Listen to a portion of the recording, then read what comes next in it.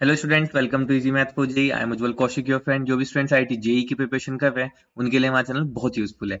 आज का क्वेश्चन है, a differential equation representing the family of parabolas with axis parallel to Y axis and whose length of latus rectum is the distance of the point from the line this. ठीक है, तो हमें सबसे पहले कैसे parabolas चाहिए जिनकी axis parallel to Y axis हो। तो देखो, हमने जो स्टैंडर्ड पैराबोला पढ़े थे वो हमने पैराबोला पढ़ रखे हैं ये दो। ठीक है, जिसमें एक्सिस क्या होती है, नथिंग बट वाई एक्सिस होती है। ठीक है, जो इनकी एक्सिस है वो वाई एक्सिस है और इनकी फॉर्म क्या होती है, x square is equal to 4ay और x square is equal to -4ay। ठीक है, क्या सिर्फ यही दो तरह के पैराबोलास हो सकते हैं जिनकी axis parallel to Y axis हो? नहीं, पैराबोलास तो इससे अलग भी हो सकते हैं। देखो, ये भी पैराबोला, इस तरह का पैराबोला यहाँ पे अगर मैं बनाऊं, और अगर मैं इस तरह के पैराबोलास बनाऊं, इन सभी में भी क्या होगा कि जो इनकी एक्सिस होगी वो पैरेलल टू वाई एक्सिस होगी। तो जो मेरे पास एग्जिस्टिंग नॉलेज थी मैंने उसको थोड़ा सा एक्सटेंड किया, तो मैं लिख सकता हूं कि जो इस तरह के पैराबोला जिनकी axis parallel to Y axis हो वो किस फॉर्म के होंगे? वो होंगे nothing but x minus H का square is equal to 4a y minus K, जहां पे h और k क्या रिप्रेजेंट कर रहा होगा कि मेरे पैराबोला की वर्टेक्स क्या है। ठीक है, तो देखो इक्वेशन मुझे मिल गई। अब मुझे क्या चाहिए बेसिकली, अब देखो ये जो मेरा पैराबोला होता था इसका लेटस रेक्टम क्या होता था? लेटस रेक्टम होता था 4a। तो बेसिकली मुझे 4a की वैल्यू फाइंड करनी है।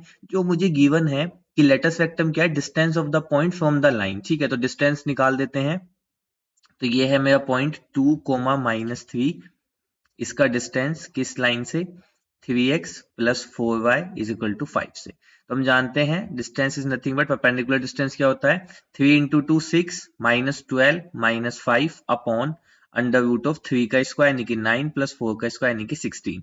तो यहाँ से आया 12 और 5 17 -6, तो यानी कि माइनस का 11/5, क्योंकि मॉड लगा हुआ है डिस्टेंस कभी नेगेटिव नहीं होती, तो 11/5। तो अब यही डिस्टेंस क्या था? Latus rectum. तो यानी कि 4a की वैल्यू कितनी आ गई? 11/5। ठीक है, मान लीजिए हम कहते हैं इसको इक्वेशन 1, तो हम यहाँ पे लिखते हैं बाय इक्वेशन 1। तो अब मेरे पास क्या आ गया? x माइनस एच का square is equal to 11/5 y minus के।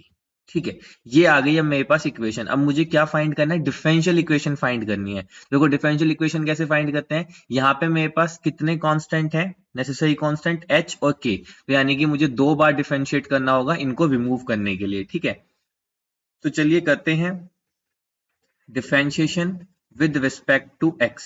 तो देखो क्या हो जाएगा, 2x माइनस एच। ठीक है, और x का 1 h का 0 इज इक्वल टू 11/5, y का करेंगे तो dy/dx। ठीक है, k का करेंगे तो 0।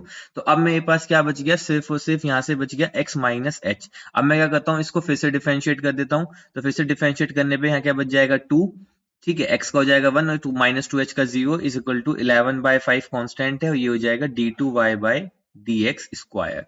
तो यहां से d2y/dx square 11 is equal to 10। 5 को हमने लेफ्ट हैंड साइड भेज दिया। तो देखो 11 d2y/dx square is equal to 10, option 1 is our right answer. I hope you are able to understand the video. If you have any doubt, you can ask to me into the comment box. Thank you very much. Please subscribe the channel. Be happy.